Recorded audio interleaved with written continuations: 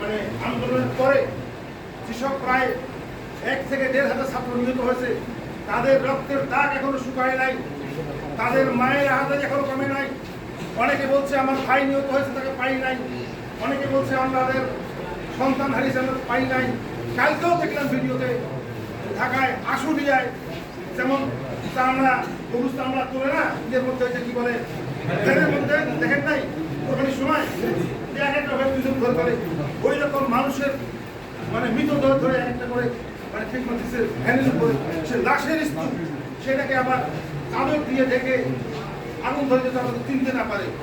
গতকালকে সেই ভিডিওটা ফাঁস হয়েছে, আমি ফেসবুক চালাই না, ফেসবুকটা সালাম থেকে আমি পরে টিভিতে দেখছি বিভৎস দৃশ্য, এটা দৃশ্য দেখা যায় না, এটা হওয়ার কথা ছিল না। এই যে যারা আত্মাহুতি দিল, যারা জীবন দিল, যারা রক্ত দিল, তাদের আত্মা কিন্তু এখন কষ্ট পাচ্ছে। কষ্ট পাচ্ছে না? কি জন্য কষ্ট পাচ্ছে?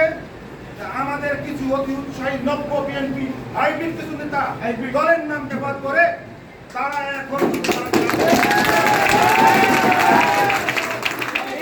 যারা এই লুটতরাজ করছেন, যত টাকা পয়সা ছিনতাই করছেন, চাঁদাবাজি করছেন, চাঁদাবাজি করছেন, আপনাদের এই টাকা ফেরত দিতে হবে। কুকুর দখল করছেন, মাছ মারছেন, কার কি করছেন আমরা জানি না। আমার কথা হলো আমরা এইসব লুটতরাজের রাজনীতি আমরা করি না, করতে দিব না। অবশ্যই ভালো যদি না হয়ে যান, এখনো আপনাদের তৎপর চলতেছে, যেখানে যান সেখানে ওই 3-4 বেশি সময় না, 5 থেকে 6 জন। আমি সেদিন হাসপাতালে গিয়েছি, আমাকে একজন বললো আমাদের ডাক্তার সাহেব ভাইয়ের ছোট বকরিপতি ওখানকার হেড ক্লার্ক, ওনাকে কে জানি ওনার রুমে তালা মারছে, আপনি একটু যান দেখার জন্য। আমি গেলাম 5 জনকে নিয়ে, যাই ওখানে ঢুকে দেখি যে ওখানে 40-50 জন ছেলে দাঁড়ায় আসে, আমি যাই না তার ছিলেন দাঁড়ায়। পরে শুনলাম ওদের নাকি কি একটা সমস্যা হয়েছে, গাড়ি নাকি হারাইছে, ওরা ভিডিও ফুটেজের জন্য এক ছেলেকে আটকায় রাখছে, ওর নাম সঞ্জয়। এবং সেখানে আমি দেখলাম আমাদের দলের এখন নাম ধরি কয়েকজন ওখানে দাঁড়ায় যারা আছে, বুঝলাম এরা তারা আটকায় রাখছে। আমি সেখানে দেখলাম তাকে ঘরের মধ্যে আটকায় রাখছে ওটাকে।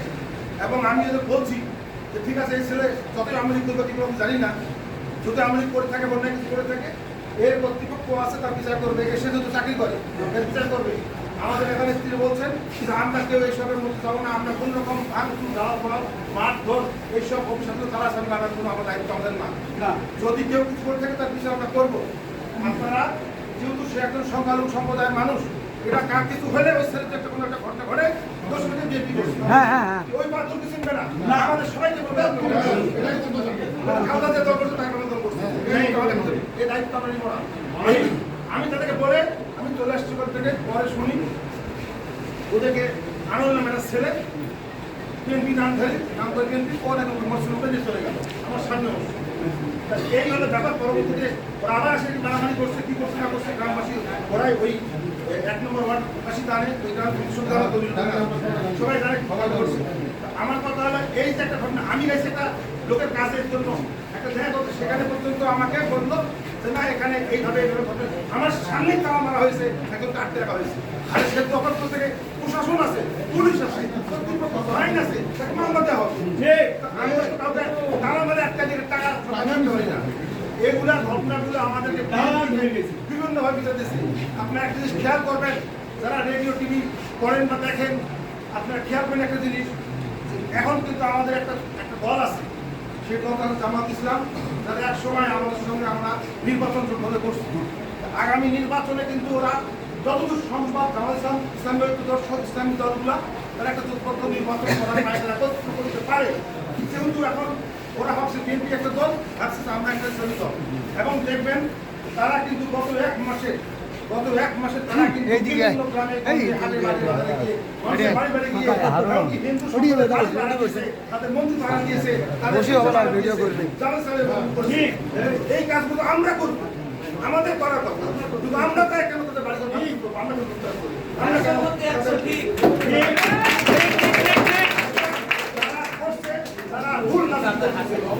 দেখবেন ভিতরে ভিতরে জামাত ইসলাম সংঘবদ্ধ হচ্ছে, তারা আগামী নির্বাচনে চ্যালেঞ্জ করে দেবে। আগামী নির্বাচনে চ্যালেঞ্জ করে দেবে। আপনারা জানেন না বর্তমান সময়টা কিন্তু খুব একটা ক্রিটিক্যাল সময়, খুবই জটিল সময়। এই সময় কোনো ভাবার কারণ নাই যে বিএনপি কিন্তু ক্ষমতায় চলে আসছে। বিএনপি কিন্তু ক্ষমতায় নাই, ক্ষমতায় আসায় আপনার অন্তরণ সরকার এবং এর প্রধান হলো ডক্টর ইউনূস, তার উপদেষ্টা মন্ডলী। ওখানে বিএনপির কোনো নেতা কিন্তু কোনো উপদেষ্টা মন্ত্রী কেউ নাই এবং তার এই সরকারের পিছনে কি আছে? হ্যাঁ, ছাত্র আছে, একটা বাহিনীও আছে।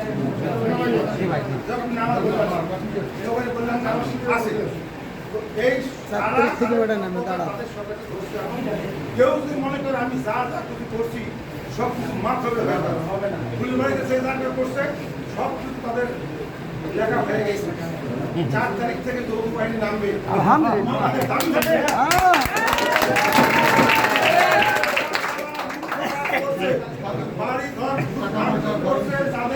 চাঁদা নিয়েছে বিভিন্ন হিন্দু সম্প্রদায়ের বাসা থেকে এবং বিভিন্ন ভাষায় কুকুর মাছে মাছ করছে, পিন্ডিক দখল করছে, সেই হোক এগুলো তাদেরকে শাস্তি দেন।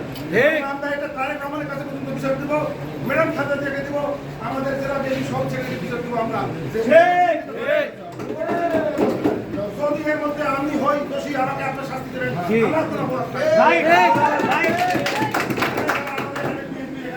সকলে যুবদল এখানে আছে, আমাদের যুবদলের মাহবুব আছে, শাহিদ আছে, বাথরুম আছে, নাজিম আছে, আমাদের চেয়ারম্যান আছে, সভাপতি আছে, চেয়ারম্যান সাহেব, এখানে কমিশনার আছে, আবুল বাসা, এখানে মনির ভাই আছে, আমরা সকলে মিলে আছি। যদি আমাদের এখানে মধ্যে আপনারাও এই প্রমাণ দিতে পারেন, আমরা দল ছেড়ে চলে যাবো। যদি কেউ এরকম কোনো অপকর্ম থাকে আমরা তাদের দলে রাখবো না। কিন্তু আমাদের কথা হলো আমরা ওই সব মানে ভূমিদস্যুদেরকে দলে রাখতে চাই না। ফুলবাড়িতে আমরা আন্দোলন করবো, যারা করছে তাদেরকে জবাবদিহি করতে হবে। পরিশেষে আমি আরেকটা কথা বলবো, আমি বলি আপনারা সবাই সজাগ থাকবেন, সতর্ক থাকবেন। যে কোনো আন্দোলন ন্যায় বিএনপির ভাব মুক্তি রক্ষার জন্য আমরা সকলেই সজাগ আছি। সকলকে নিয়ে আমরা আপনারা কখনো কোনো কারো কথা কোনো কাম দিবেন না। যারা অপকর্ম করছে তারা জনগণের কাছে যাবে না। আমরা জনবিচ্ছিন্ন হতে চাই না, জনগণের সান্নিধ্যে থাকতে চাই, জনগণের স্পর্শে থাকতে চাই। আমরা আগামী দিনে যেতে হবে, যেতে হবে না? আগামী দিনে ইউনিয়ন পরিষদ ভোট হবে না? আগামী দিনে উপজেলা ভোট হবে না? পৌরসভা ভোট হবে না? সংসদ নির্বাচন হবে না? তাহলে আমরা জনগণের কাছে কি করবো? ওই যারা আছে ওই টাকা তুলে চিন্তাই করছে, মাছ চুরি করছে, দখল করছে, ফুল করছে, কোটি কোটি টাকা। এরা আবার ভোট চাই পুলিশের। আমরা বলছি আমরা ওই দলে নাই, আমরা সেজন্য সময় নাই। আমরা বিএনপি যে মূল ধারণা, যেটা নেতৃত্বের নির্দেশ, আমরা সেটা ফলো করবো, অনুসরণ করবো। আমাদের ভারপ্রাপ্ত চেয়ারম্যানের নির্দেশ সেটা আমরা অনুসরণ করবো। সেই জন্য আমি বলবো আপনারা যে যেখান থেকে আসেন সকলে খুবই শান্তভাবে চলাফেরা করবেন, কারণ আমাদের আসার আপনার কথায় যেন কেউ কোনো কষ্ট না পায়। আমরা জানি যে সামনে নির্বাচনটা একটা গরিব নির্বাচন হবে, কথা আমাদের ভারপ্রাপ্ত বলছে। আগামী নির্বাচনটা একটা পরীক্ষা, সেই নির্বাচন পরীক্ষা হবে। সেই নির্বাচনের জন্যই হলেই আমাদেরকে অবশ্যই সেইভাবে শ্রদ্ধা জনগণ আমাদেরকে আগামী দিনে আমাদের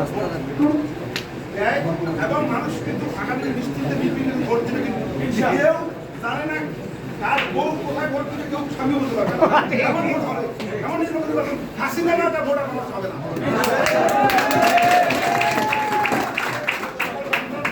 সকল বিষয়ে আমাদের কলেজে কর্মসূচি হবে, সেগুলো সকল সদস্যরা অংশগ্রহণ করবেন এবং আমরা সকলে সত্যিকারে মানে জনবান্ধব একটা বিএনপি এই আমাদের